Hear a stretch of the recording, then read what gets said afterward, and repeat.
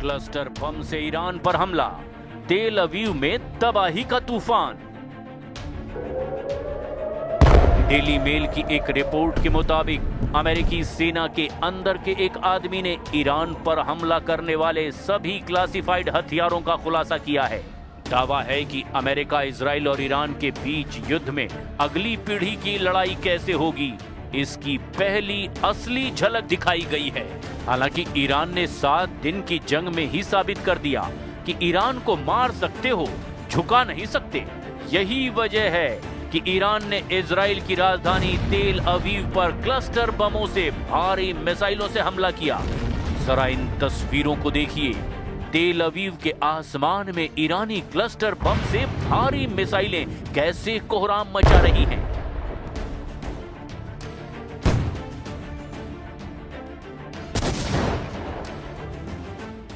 Israel के पास दुनिया का सबसे उन्नत मल्टी लेयर्ड एयर डिफेंस है, लेकिन क्लस्टर बमों ने इसके सामने कुछ गंभीर चुनौतियां पेश की है। इजरायली रक्षा बलों और इजरायली मीडिया ने पुष्टि की कि ईरान ने तेल अवीव और मध्य इजराइल को निशाना बनाकर ऐसी बैलिस्टिक मिसाइलें दागी जिनमें क्लस्टर वॉरहेड्स लगे थे।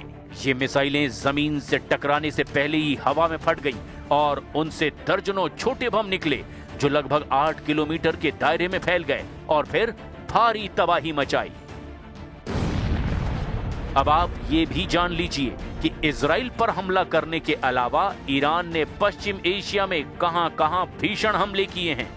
24 घंटे में ही ईरान ने अपने ऑपरेशन ट्रू प्रॉमिस 4 के तहत पश्चिम एशिया यानी मिडिल ईस्ट के कई देशों में और वहां स्थित अमेरिकी ठिकानों पर भीषण हमले किए। ईरान ने इस बार अपनी सबसे उन्नत मिसाइल तकनीक और ड्रोन स्वार्म का इस्तेमाल किया है।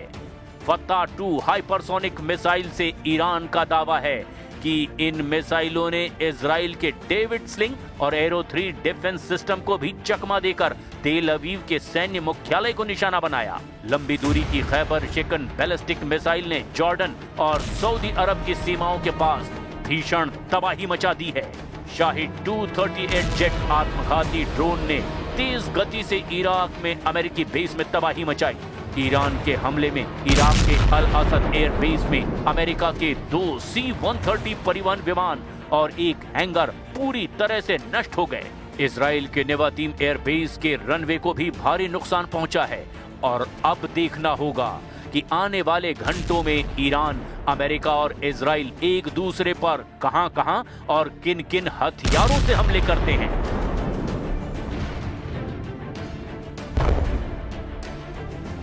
शुक्रवार को इजरायली सेना ने हिजबुल्लाह के ठिकानों पर बड़ा हमला किया।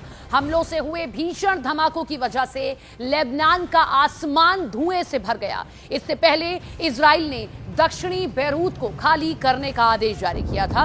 इजराइल ने हिजबुल्लाह के कमांड सेंटर्स और हथियारों के भंडारण ठिकानों को निशाना बनाने का दावा किया। इजराइल का लेबनान में हिजबुल्लाह के खिलाफ 2024 से लगातार अभियान जारी है, लेकिन मीडिया रिपोर्ट्स इस बार ये दावा कर रही हैं कि इस बार के इजरायली हमलों को पहले से कहीं ज्यादा घातक बताया गया, असरदार बताया गया। लेबनान के स्वास्थ्य मंत्रालय ने हवाई हमलों में दर्जनों मौतें और सैकड़ों लोगों के घायल होने की पुष्टि की है। अमेरिकी राष्ट्रपति ट्रंप पर तीखा हमला बोला। खतीब ज़ाहदेह ने कहा कि ट्रंप ईरान के नेतृत्व बदलाव की बात करते हैं, जबकि वे तो न्यूयॉर्क के मेयर तक नियुक्त नहीं कर सकते। टिप्पणी ट्रंप के उस दावे के बाद आई जिसमें उन्होंने कहा था कि अमेरिका को ईरान के अगले सुप्रीम लीडर के चयन में भूमिका मिलनी चाहिए। ईरानी मंत्री ने इसे औपनिवेशिक मानसिकता करार दिया और कहा कि अमेरिका खुद लोकतंत्र की बात करता है, लेकिन दूसरे देशों की सरकारें बदलने की कोशिश करता है। Oh my God.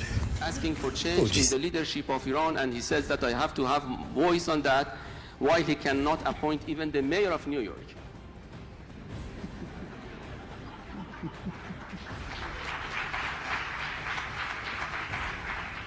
Can you imagine this colonial approach that he would like to see democracy at home, but he would like to topple down a democratically elected president of Iran and assassinating other countries?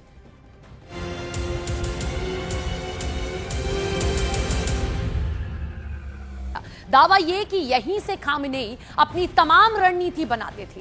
Tehran के जमहूरी street में मौजूद इस bunker के हश्र को देखकर अंदाजा लगाया जा सकता है कि 28 फरवरी का हमला कैसा रहा होगा, क्योंकि तब भी खामेनेई लगभग ऐसे ही एक महफूज ठिकाने में मीटिंग कर रहे थे। मेरे सहयोगी प्रशांत चुरे इस एनिमेशन को आसान भाषा में समझाने की कोशिश करेंगे। इजराइल ने कैसे टारगेट सेट किया, फिर उसे अंजाम तक पहुंचाया है, देखिए जरा। एक्सपर्ट मानते हैं कि अगर ईरान स्ट्रेट ऑफ हॉर्मूज के रास्ते को बाधित करता है तो दुनिया के करीब 20% तेल सप्लाई पर इसका सीधा असर पड़ सकता है। यानी इस जंग का असर सिर्फ तेहरान या तेल अवीव तक सीमित नहीं रहेगा, बल्कि खाड़ी देशों से लेकर वैश्विक बाजार तक इसके झटके महसूस किए जा सकते हैं। यही वजह है कि अब सबसे बड़ा सवाल है, क्या ये संघर्ष जल्दी खत्म होगा या फिर मिडिल ईस्ट में एक लंबी और महंगी जंग की तरफ ये बढ़ चुका है। Well, I hope you are thinking of alternate sources, and I can't think of a better alternate source than the United States of America. We are an energy-rich country. We want to cooperate with you. That is one of the areas where we can cooperate. Obviously, there's long-term and short-term issues here, and we will work with you to make sure that your energy needs are met in the short term as well as the long term. America की ये पेशकश बताती है कि middle east की इस जंग का असर अब दुनिया की ऊर्जा राजनीति पर भी पड़ रहा है। अगर स्ट्रेट ऑफ हॉर्मूज में तनाव बढ़ा तो भारत, चीन और यूरोप जैसे बड़े तेल आयातकों पर इसका सीधा असर पड़ सकता है। दुनिया के कई देश अब वैकल्पिक ऊर्जा सप्लाई की तलाश में जुटे हुए हैं। यानी ये जंग सिर्फ मिसाइलों और ड्रोन की लड़ाई नहीं, बल्कि तेल, व्यापार और वैश्विक अर्थव्यवस्था की लड़ाई भी बन चुकी है। I want to commit to a timeline, but certainly it's something that is being calculated actively by both the Department of War and the Department of Energy. They're working very closely. Both secretaries are in all of the briefings on this subject with the president, and this is again something they're monitoring. And if and when necessary, the United States Navy will provide assistance to escort oil tankers through the strait. Tehran पर बम बरस रहे हैं, Israel पर मिसाइलें गिर रही है, खाड़ी में तेल के रास्ते खतरे में हैं। उधर अमेरिका को खुद नहीं पता कि ये जंग कितनी लंबी चलेगी। ट्रंप ने जंग का आगाज तो कर दिया, लेकिन क्या वो इसके अंजाम के लिए तैयार हैं? अभी तक की लड़ाई में जंग की दिशा तक साफ नहीं हुई है। ऐसे में सबसे बड़ा सवाल यही है, क्या ये जंग जल्दी खत्म होगी या फिर मिडिल ईस्ट एक ऐसे संघर्ष में फंस चुका है जिसके झटके पूरी दुनिया को महसूस करने पड़ेंगे।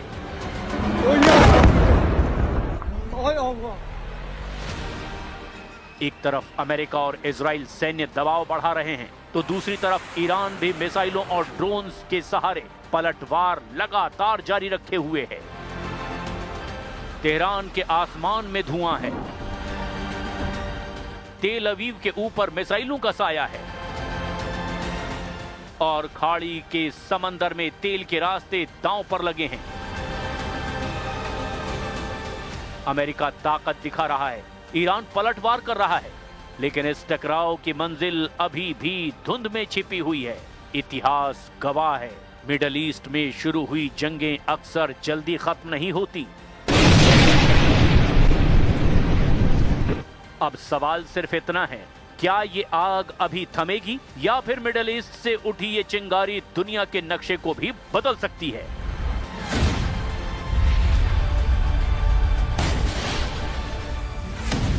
रूस और चीन जैसे देशों का समर्थन तो मिला है, लेकिन ये समर्थन सीमित है।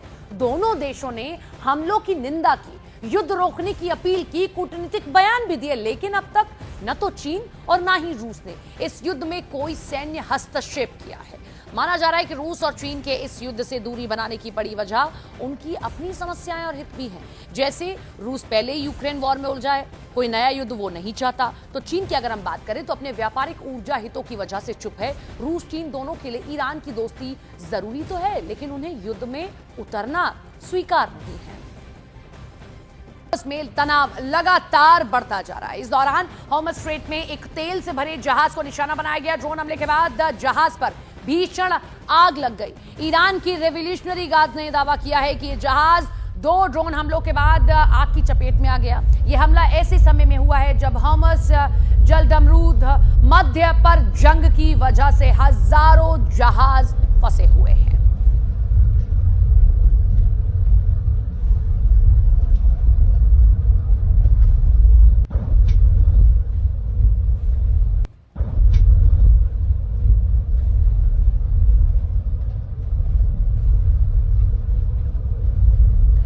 ये देखिए, ये जो स्ट्रेट ऑफ हॉर्मज है, इसकी वजह से जो तेल के टैंकर्स हैं वो किस तरीके से यहाँ पर उनकी आवाजाही बाधित है। और ईरान के लिए अगर हम कहें कि सबसे बड़ा अगर वर्ल्ड के सामने चुनौती देने वाली कोई चीज है तो वो ये स्ट्रेट ऑफ हॉर्मज ही है। वो ये बंद करता है, इससे जहाजों को एक लंबा रास्ता तय करके आना पड़ता है और लगातार अमेरिका इसी को टारगेट कर रहा है। जहाज पर ड्रोन हमला हुआ है, हॉर्मज स्ट्रेट में कई जहाज फंसे हुए हैं और कैसे हमला किया जा रहा है ये उसकी तस्वीर आप देखिए कि एक के बाद एक अगर कोई भी शिप वहां से गुजरती है, और ईरान पहले भी कह चुका है कि यहां से अगर कोई शिप गुजरेगी तो फिर हम क्या करेंगे हम आपको दिखा सकते हैं।